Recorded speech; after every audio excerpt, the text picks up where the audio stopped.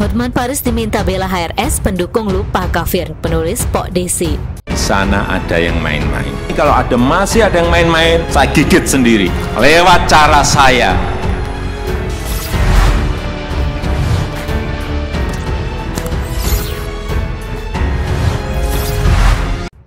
Sejatinya keadilan itu hak semua orang. Artinya membela orang tidak boleh memandang latar belakang, agama ataupun ras. Tetapi jika ini menyangkut HRS, maka cerita jadi sangat berbeda pakai banget. Se-Indonesia pastinya paham ulah HRS yang licin berkelit, bukan cuma sekali, tetapi sudah tidak kehitung kerusakan akibat ulah HRS.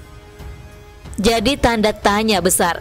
Pembelaan dan keadilan bagaimana yang dimaksudkan di sini oleh pemuja HRS? Tragisnya, karena mabuk cinta, para pemuja HRS rela menjilat ludahnya meminta Hotman Paris membela HRS. Lewat unggahan Instagramnya, Hotman Paris mengatakan, banyak yang memohon dirinya membantu HRS, pemimpin Front Pembela Islam dalam kasus kerumunan Petamburan. Selamat pagi Pak Hotman Paris. Pak, kami membutuhkan jasamu untuk Habib Rizik. Berapa kami harus bayarnya jasamu Pak?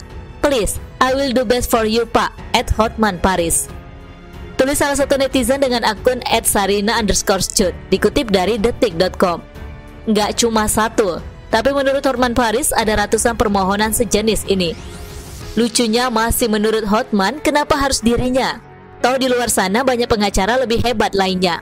Bahkan HRS sendiri juga sudah punya tim pengacaranya. Ini salah satu dari ratusan DM ke Hotman. Kenapa minta Hotman? Banyak pengacara top yang lebih hebat dari Hotman. Gimana saran para fans? Tulis Hotman Paris.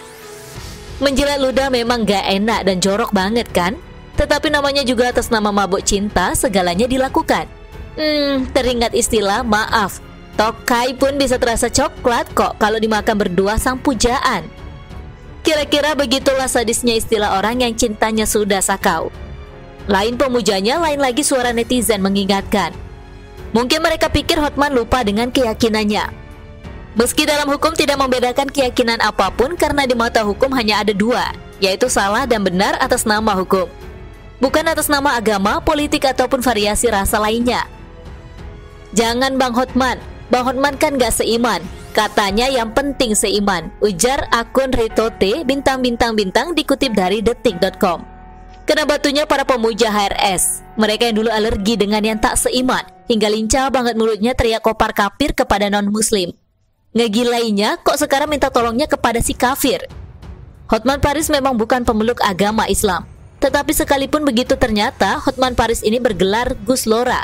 Bukan karena Hotman Paris anak kiai, tetapi ini gelar kehormatan yang didapatkannya dari Kiai Haji Said Akil Siroj, Ketua Umum PBNU. Bukan sesungguhnya Gus anak kiai, kan panggilan kehormatan, panggilan baik toh. Siapa saja bisa, tambahnya, dikutip dari detik.com. Lora itu dari Madura, kalau Cirebon biasanya dipanggil Kang. Jangan salah, orang dipanggil Gus biasa. Gus itu kan tradisi. Saya sering dipanggil Kang oleh orang lain, kata Abdul Manan Gani, dikutip dari detik.com. Harusnya HRS ngaca, pemuka agama itu harus meneduhkan, berteman dengan semua kalangan. Bukannya justru sebaliknya, setiap ajaran dan ujarannya penuh kebencian, apalagi kepada pemeluk non-muslim. Wih, parah. Ironis banget memang keangkuhan HRS yang akhirnya terjun bebas, mirip Midnight Sale tutup tahun. Mendadak apa yang diucapkannya dulu sekarang harus dibantahnya sendiri. Diketahui bahwa tim pengacara HRS Aziz Yanuar akan maju untuk pra-peradilan atas status tersangka Habib Rizik.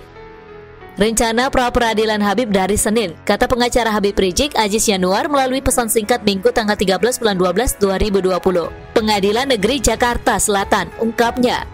Terlepas dari jok pengacara membela siapa yang bayar, lalu apakah Hotman Paris akan membelanya? Dan terlepas ini kasus hukum HRS. Kenyataannya betapa gokilnya para pemuja HRS mewek rela melakukan apa saja demi HRS. Maka lengkaplah sudah ironisnya nasib HRS dan para pemuja dibuat kehilangan harga diri, mengingkari apa yang pernah diucapkannya sendiri. Berharap bermodal uang mereka bisa membeli segalanya dengan membayar seorang pengacara kondang Hotman Paris sekalipun itu kafir. Itu sih seumpama makan ikan lengkap dengan durinya ditelan sekalian, nusuk coy. Dulu kafir begitu hina dan tidak layak di mata mereka. Itu juga salah satunya penyebab mereka menggulingkan Ahok, karena kafir kan? Tetapi Tuhan terbukti tidak pernah tidur.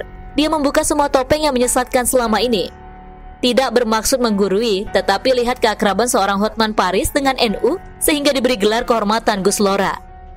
Inilah keteduhan yang patut dicontoh. Seperti juga di dalam kekristenan mengenal hukum cinta kasih yang menggambarkan kasih terhadap sesama. Kasihilah Tuhan Allahmu dengan segenap hatimu dan dengan segenap jiwamu, dengan segenap akal budimu. Itulah hukum pertama dan utama. Dan hukum kedua yang sama dengan itu ialah kasihanilah sesamamu, manusia seperti dirimu sendiri. Mat 22:37-39. Sejauh perjalanan bangsa ini direcokin HRS, tidak pernah umat non-muslim terkhususnya kaum Nasrani berteriak ketika gereja dibom ataupun beberapa kejadian intoleransi lainnya. Termasuk juga ketika Ahok digulingkan. Kenapa bisa terjadi? Karena hukum cinta kasih yang tidak pernah mengajarkan kebencian, menyerahkan sepenuhnya kepada hukum di negeri ini dan Tuhan. Faktanya memang selama ini sudah beranak pinak para pemuja HRS yang dibutakan oleh kebencian bertopeng agama. Pertanyaannya, apakah benar selama ini agama yang diperjuangkan oleh HRS sehingga membenci kafir sampai sebegitunya? Atau sebenarnya ada kepentingan atau mungkin pesanan? Ups. Maaf, apakah tidak lebih baik para pendukung HRS mencari pembela yang lain? Atau biarkan saja Tuhan yang membela HRS seperti Ahok? Bagaimana, berani tidak kira-kira? Imam Besar FPI Habib Rizik Syihab digelandang ke mobil tahanan setelah kurang lebih 13 jam diperiksa sebagai tersangka oleh penyidik Polda Metro Jaya Minggu tanggal 13 bulan 12 2020 dini hari. Pantauan suara.com, Habib Rizik Syihab keluar dari ruangan penyidik sudah memakai rompi oranye khas tahanan. Selain itu, kedua tangan Habib Rizik juga diikat memakai kabel tis. Dia tampak digelandang ke mobil tahanan. Dia tampak keluar dari gedung Direktorat Reserse Kriminal Umum Polda Metro Jaya pada pukul 00.22 WIB. Pantauan suara.com, Rizik langsung dibawa masuk menuju mobil tahanan. Terpantau sang pimpinan Front Pembela Islam tersebut mendapat pengawalan dari sejumlah aparat kepolisian. Rizik tampak mengenakan rompi tahanan berwarna oranye dan dalam kondisi tangan terborgol. Sejumlah pendukung Rizik yang menunggu di lokasi tampak menangis karena sang imam besar dibawa oleh mobil tahanan. Takbir, Habib, Habib, teriak mereka sambil menangis. Belum diketahui ke lokasi mana mobil tahanan membawa Rizik. Belum ada keterangan resmi dari pihak kepolisian. Sebelumnya, Rizik tiba di lokasi sekitar pukul 10.24 WIB. Rizik tampak mengenakan pakaian sorban putih berbalut sorban di kepalanya. Dia turun dari mobil dan langsung mendapat pengawalan dari pihaknya maupun pihak kepolisian. Terlihat pula Sekretaris Umum FPI Munarman mendampingi Rizik. Habib Rizik pun sempat menyapa awak media dan memberikan sedikit pernyataan.